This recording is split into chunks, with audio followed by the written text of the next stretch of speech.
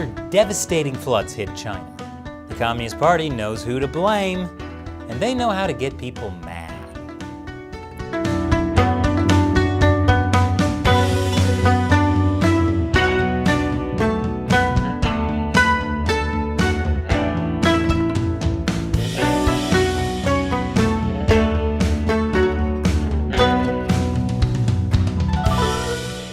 Welcome to China Uncensored. I'm Chris Chappell. This episode is sponsored by CuriosityStream.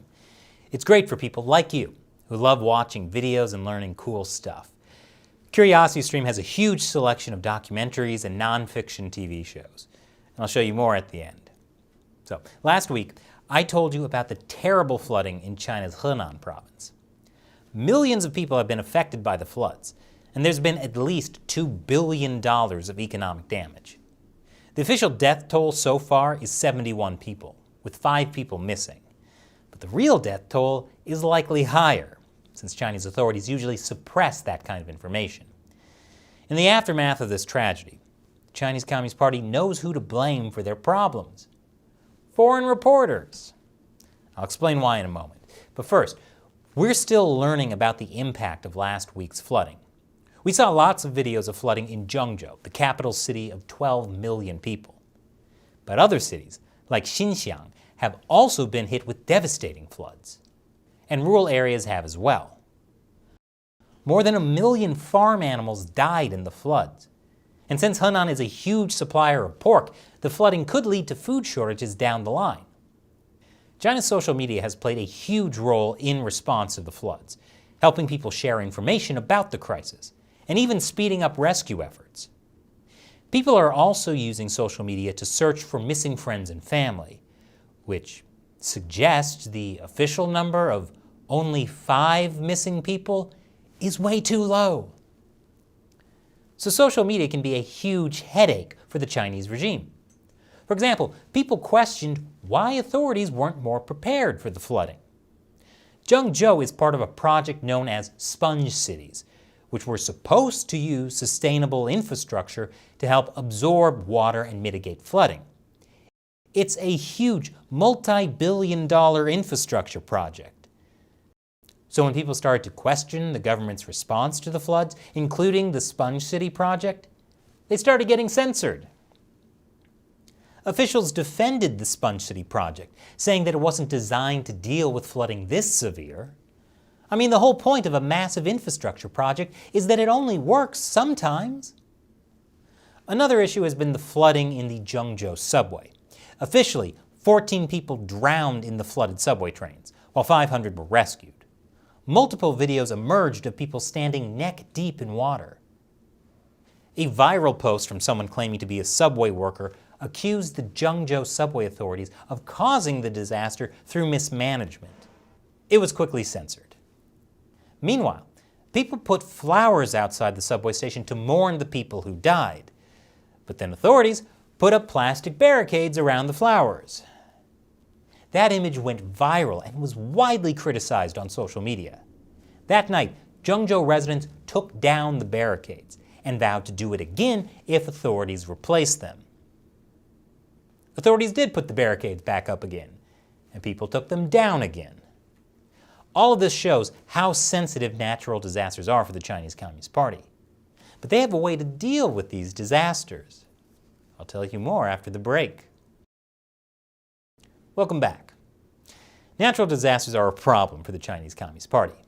That's because these events usually expose some kind of incompetence on the part of the local or central authorities. And then people get mad.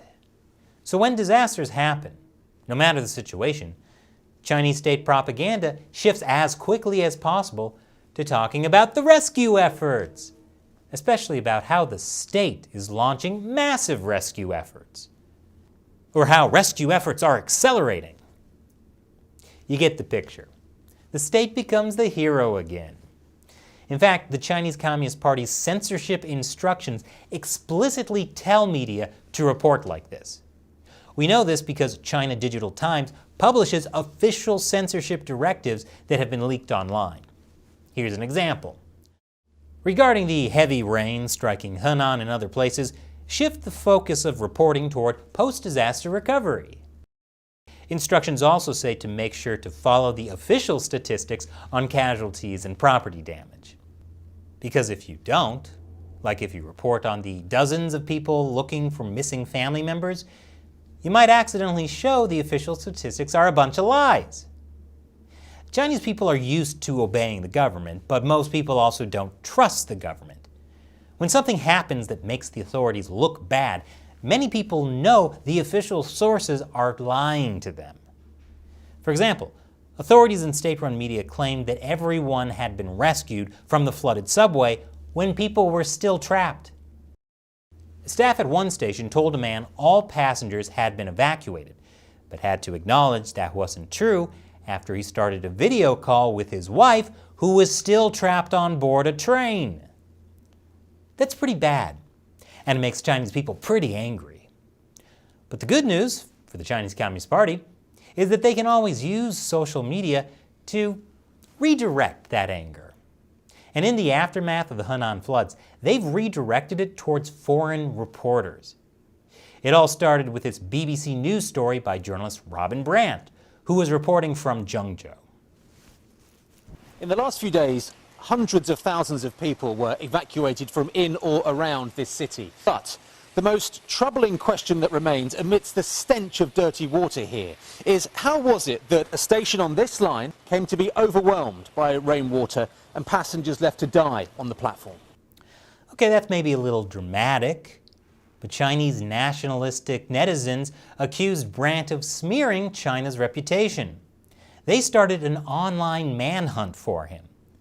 BBC lies started trending on Chinese social media. But these aren't ordinary Chinese netizens. This type of anger is orchestrated by the Chinese Communist Party. Here's a social media post from the Communist Youth League in Henan. This is an official party organization with over 1 million followers. And they're asking people to find Robin Brant and report his location to the authorities. One of the replies to this post claims that there are 400 people in one group looking out for Brant, and they are going for the first kill. That's not scary at all. This isn't the first time the Chinese authorities have targeted the BBC. They've gone after their coverage of the genocide in Xinjiang. They also banned BBC World News from broadcasting in China. But this campaign didn't just target the BBC reporter. Reporters from other foreign media outlets in China were also harassed for reporting on the Zhengzhou flooding.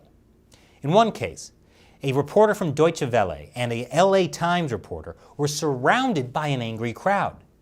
They thought the German reporter was the BBC reporter, Robin Brant.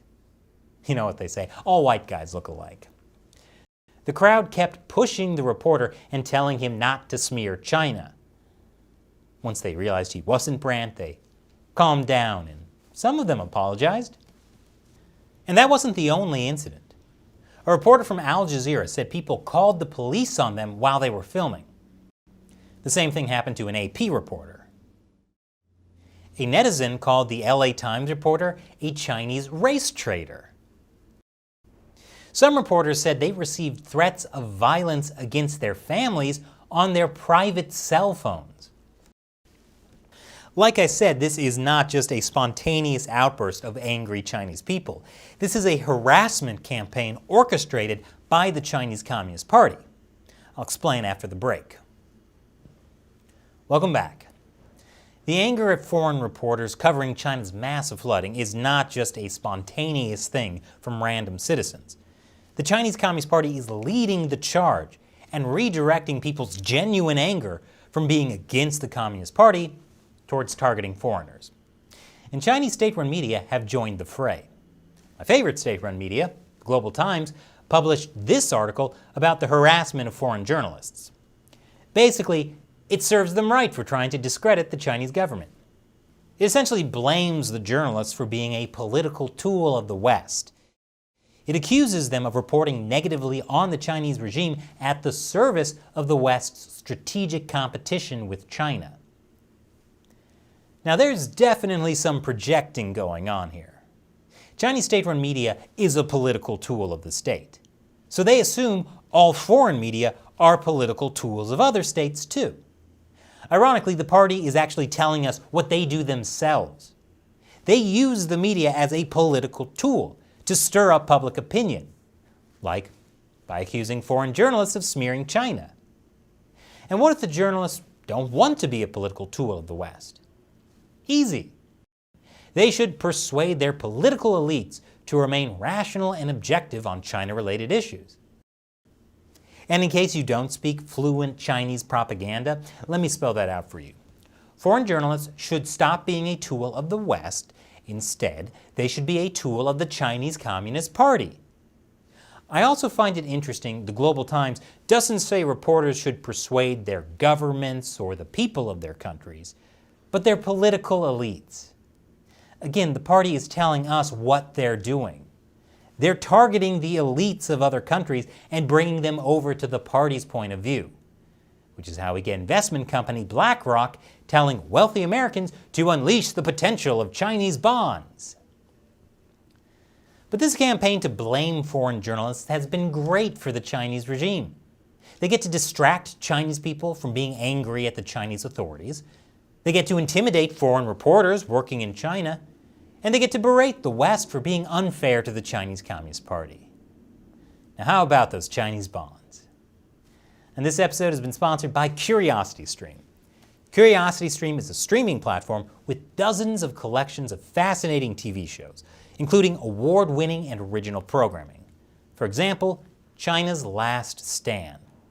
It's about the Mongolian Empire's war to capture China's last city at the end of the Southern Song dynasty. It reveals how Mongolian troops laid siege to the massive fishing fortress in Sichuan. But the Chinese fought back against the Mongolians for 20 years. With CuriosityStream, you can watch that and thousands of other streamable documentaries and nonfiction shows on topics like history, nature, science, food, technology, and travel. So click the link below and use the code China Uncensored to get our special deal. Just $14.99 for the entire year. You can watch CuriosityStream from your phone, tablet, or computer, anywhere, anytime. So click the link below and check it out. I'm Chris Chappell. See you next time.